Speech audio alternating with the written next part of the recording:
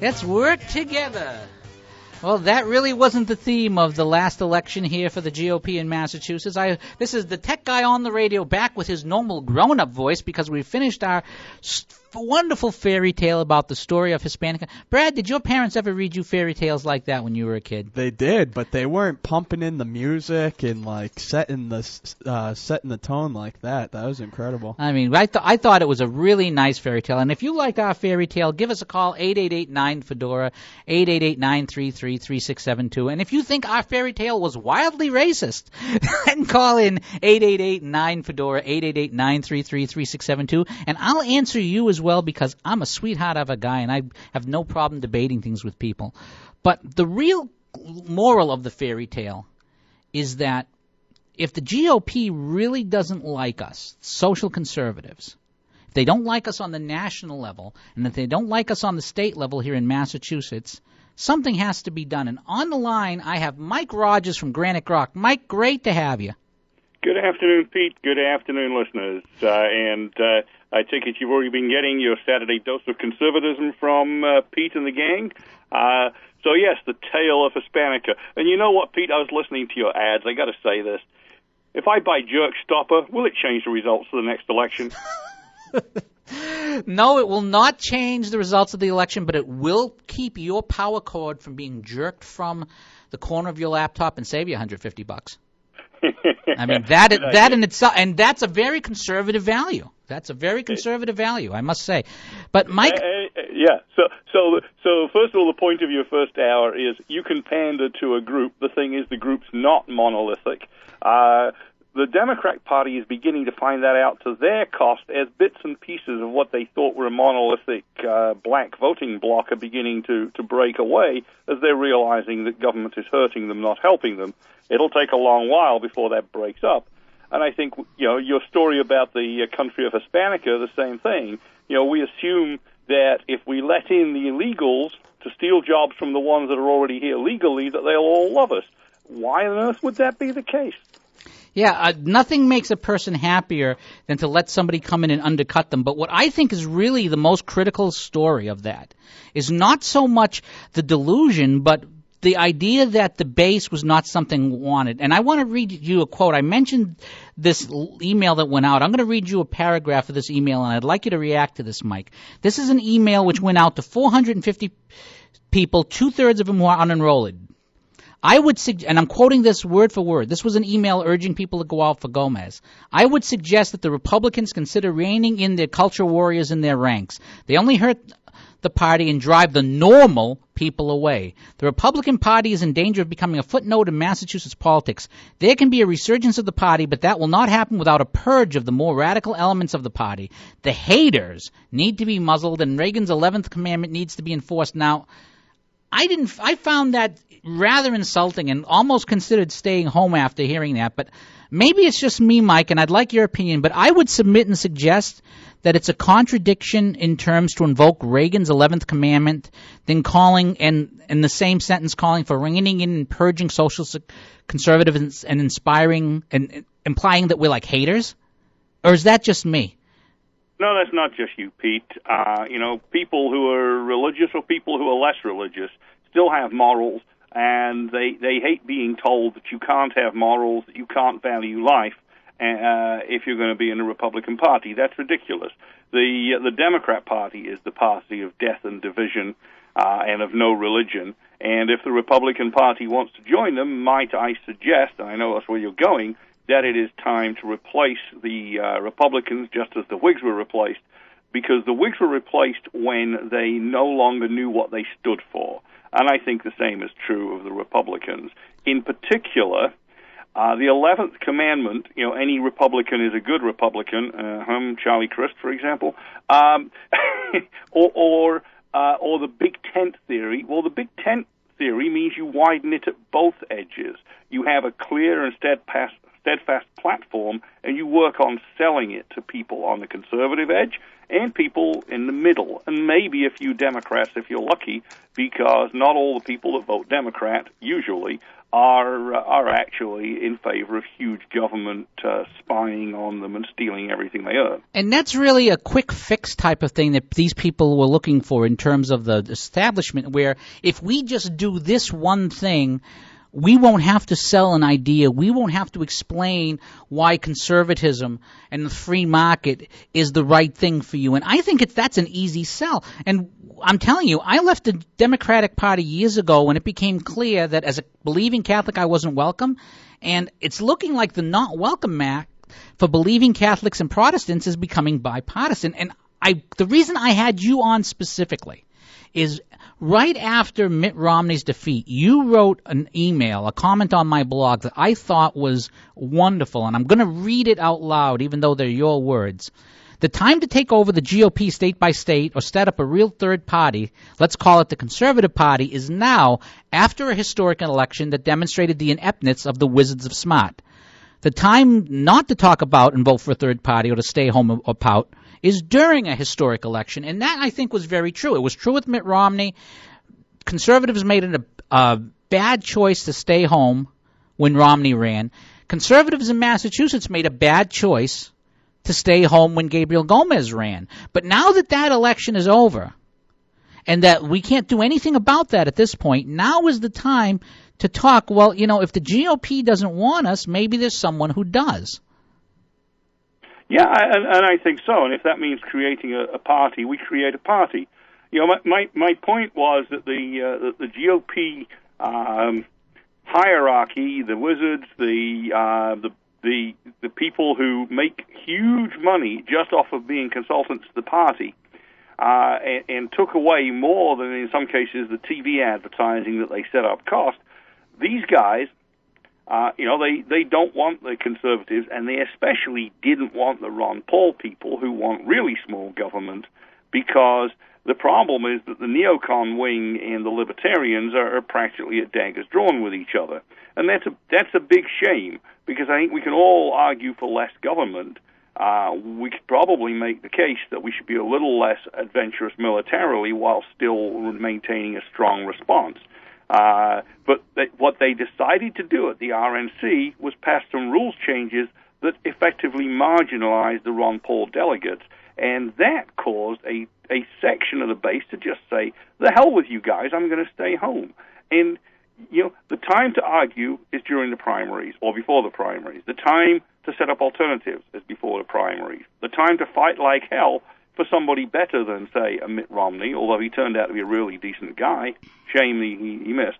The time is, during the primary season and before. Once you've got somebody, if you decide that, if you look honestly at the choice and you say, Mitt Romney, not much of a conservative, but my God, look at the Marxist that he's up against, why wouldn't you come out and vote? Why wouldn't you vote for the lesser evil after you fought for the good guy? And I can't understand why you wouldn't either. And one thing I noticed, and if you go to my website at DaTechGuyblog.com, there's a post up called, I think it's time for conservatives in Massachusetts to consider migrating to the American Term Limits Party. And the reason I bring up the American Term Limits Party is this. On Election Day, at several polling places in several cities, I saw people holding up signs for the American Term Limits Party. And it occurs to me that one of the problems with starting a new party is all of the paperwork, all of the rules you have to follow to start a new party. And term limits is something that's popular both for some in the left and some in the right, but it's a very tiny, tiny party, especially in Massachusetts. And I'm thinking that if Tea Party people and if conservatives in Massachusetts, the ones who decided not to go to Texas and find actual work, joined or considered joining the American Term Limits Party, suddenly you could have enough people to nominate folks to run against Democrats for state and city offices and maybe even for federal offices. And if the Republicans nominated someone acceptable to us, we could nominate the same person in our party. And if not, well, c'est la vie. What say you, Mike? If not, it's a knuckle dragon, drawn out fight. which is what it's getting to be. I mean, if you look at the skullduggery that goes on in the Republican parties in so many states, they don't want the grassroots. They don't want the activists. They don't want the Tea Partiers. They don't want the Christians. They'll take their votes at election time, but don't you dare try and run the party apparatus. They run people out of town on a rail. In Alaska, the politics are particularly nasty and acrimonious. And Joe Miller's blog, the guy who ran for Senate a couple of years back, keeps tabs on all that. It's astonishing reading. Well, that's because they are more in love with their titles and the money they get from their titles than actually doing something. It's not about achieving something. It's about being someone. It's basically like being a leftist activist. But we have a break coming up. I'm going to have to go. This is Pete I, the Tech Guy, with Mike Rogers of GrokTalk, and this is the Tech Guy on the Radio, a cameo production on the Money Matters Radio Network.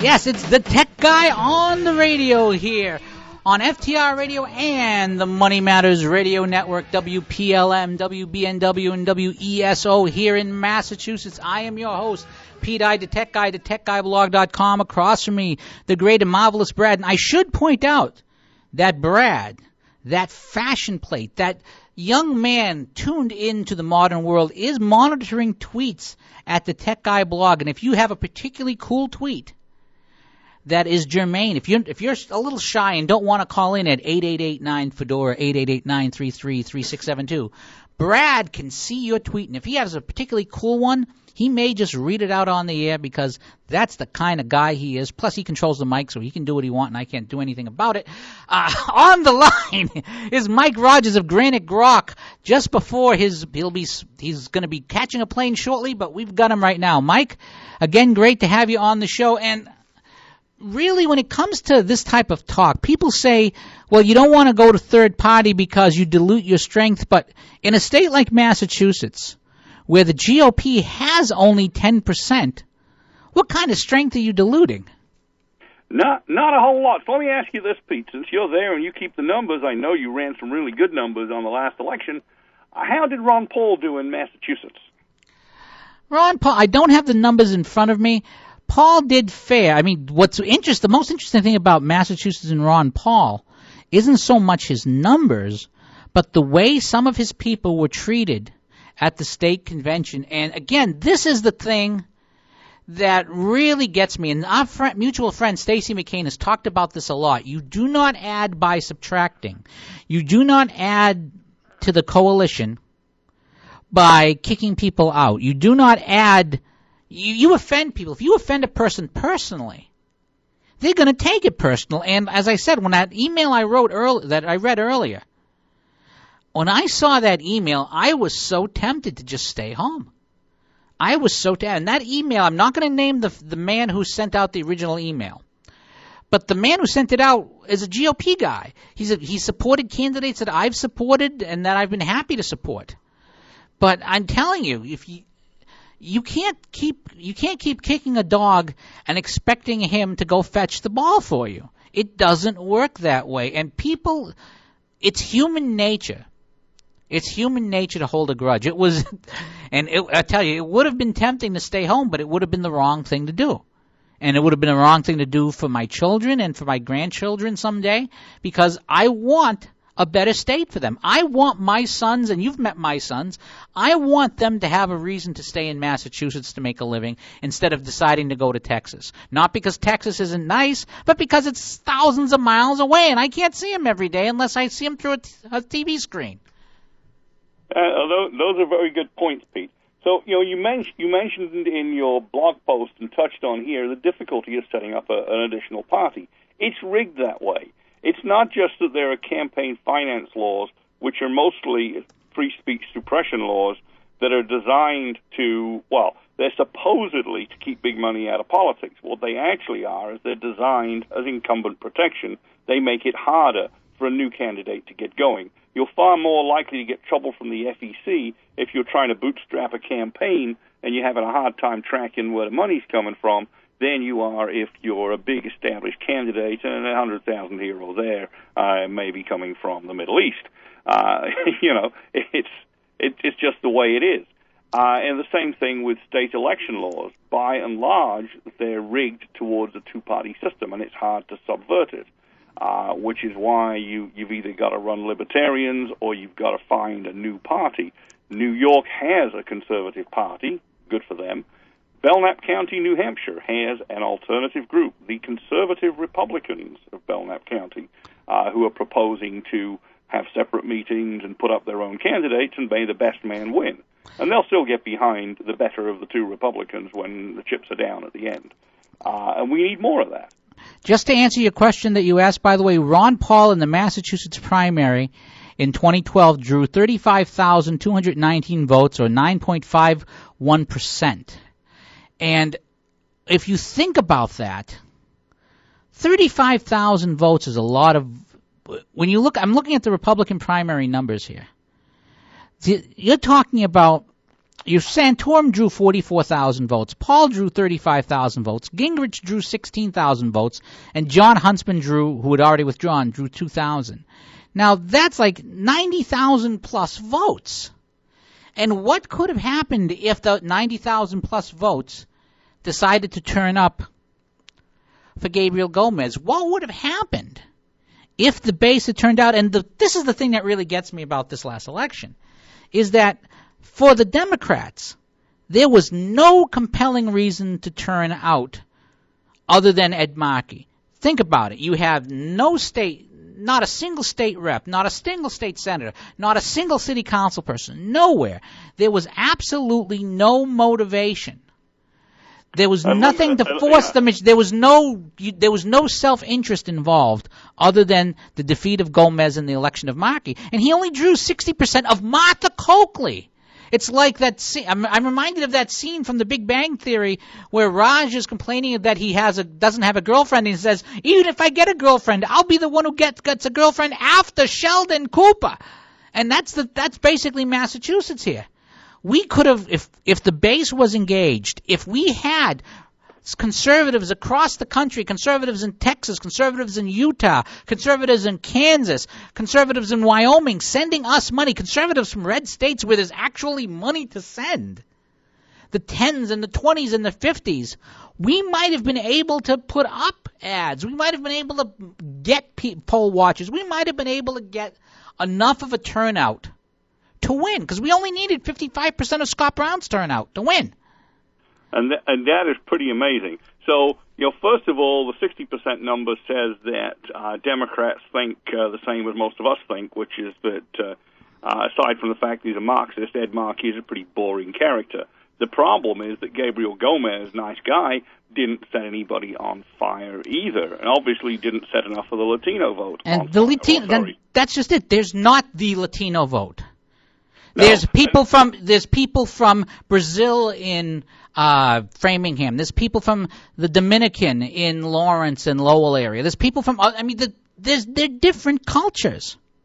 Absolutely. Peru and Colombia fought a war. The guy was Colombian. Was it Peru and Colombia? I have to look that up again. But there's this is the type of thing. Very likely. They've all got borders around there, and they've got different politics. You're right. They're mostly Christian and conservative, but there's no such thing as a monolithic voting bloc. The one thing we can say, which again is why the pandering doesn't work, the people that get up off their couch, pack their suitcase, and come to the United States to work hard for a better life are the ones we want, and the people that come here and don't want to play by the rules and want it given to them on a plate are not the ones that we want to pander to. And if you pander to the wrong people, you'll tick off the people you do want. And that's not even to say that all the people here illegally are lazy or not working, but they should have played by the rules. And just to mention that point, Colombia fought 2 wars with Peru and 1 with Ecuador, and there's been civil wars in Colombia, so you can't even guarantee a Colombian is going to draw Colombian votes. Like we find that not all Cubanos draw the whole Cuban vote. And And I'm going to say that Gomez wasn't even a Marco Rubio. The problem today is that Marco Rubio is not even a Marco Rubio. The guy's not conservative anymore, or not enough. Well, at least not on this issue. But the difference between this is, and I want to say this good about Gabriel Gomez. Gabriel Gomez is a decent guy who worked hard. He has a good backstory, and he never pretended to be anything he wasn't. I don't blame, and unlike, I disagree with my friend Michael Graham in that I was happy to vote for Gomez, and Gomez never pandered to say that he never pretended he wasn't for amnesty. He never pretended that he wasn't for Manchin Toomey. He never pretended these things. Right. In other words, so in that way, we knew what we were getting, and I respect that because I would rather someone tell me up front what he thinks than to say forget it. But that's why. Let's just coin a phrase, Pete. What you're saying is he's an honest moderate. And I want to bring something in before the bumper music here, or the okay, because we're nearly out of time, and I know you have a plane to catch. Actually, well, a plane to catch is much later. I got more packing and more bill paying and stuff to organize. No, what I want to bring up is at the end of your article today, you mentioned Sarah Palin and what she thinks. I read that piece about what Sarah Palin thinks about folks like me are barely hanging on to their enlistment papers in any political party. And that's the point. The folks in Washington, the ruling class, as Angelo Codevilla called them, and if you haven't read his book, you should. It's not thick, and it is very readable and fabulous on the permanent ruling class that we've allowed ourselves to metastasize in Washington.